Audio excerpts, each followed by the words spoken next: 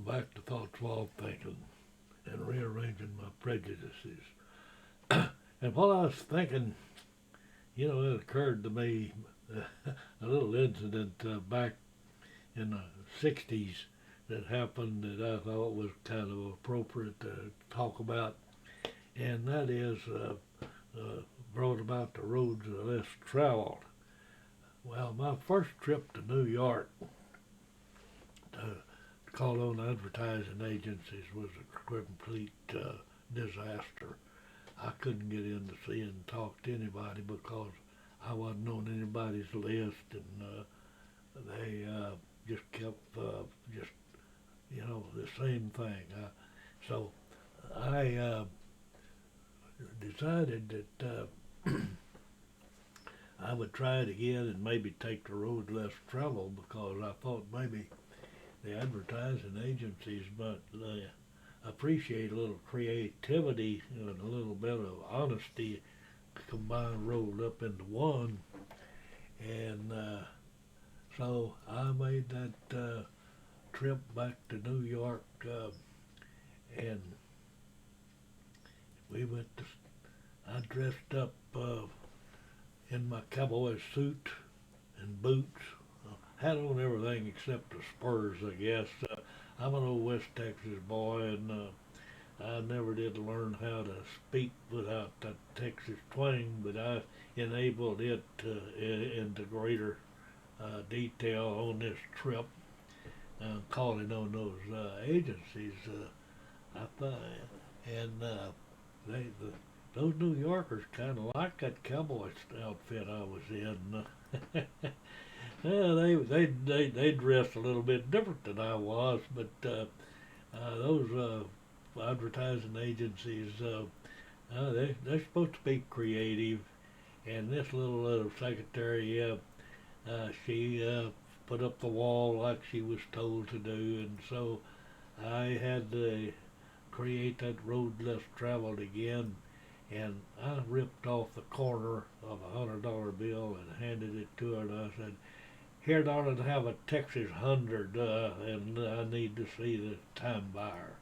And so I get in, she gets me into that time buyer, and so that time buyer, I says, "Well, you're not on the list, and I can't do anything with you, and I appreciate you coming, but you're just not on the list." And I said, "Well, how do I get on the list?" And she said, "Well, you got to talk to the account executive." Well, I said, "I want to talk to the county executive." She says, "Well, I can't get you into the county executive." So here we go again. I grip out another hundred corner off of $100 bill and hand it to her, and I says, "Darling, this Texas 100 can get me anywhere." And she kind of laughed and sent me to the next receptionist, and the same old story. And I got to the account executive secretary, and she said, "Well, he's too busy. He can't see anybody like you." But she kind of smiled at me and appreciated my candor in my country clothes, and so I rip off another corner of $100 bill, and I say that again. "Here, darling, have a Texas 100 and get me in to see that guy because I need to tell him about my market." And so she gets me in, and this guy looks like just a guy on a whiskey ad. Man, I was intimidated by just looking at him.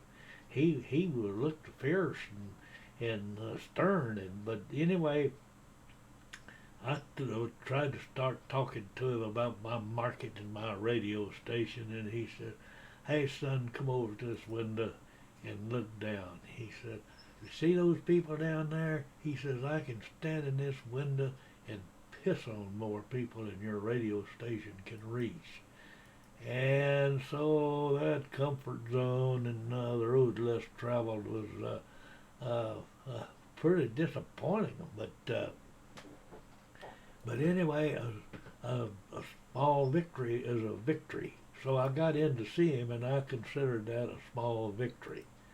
And as I rearrange my thoughts while thinking and prejudices and stuff, I was thinking about this little cartoon here.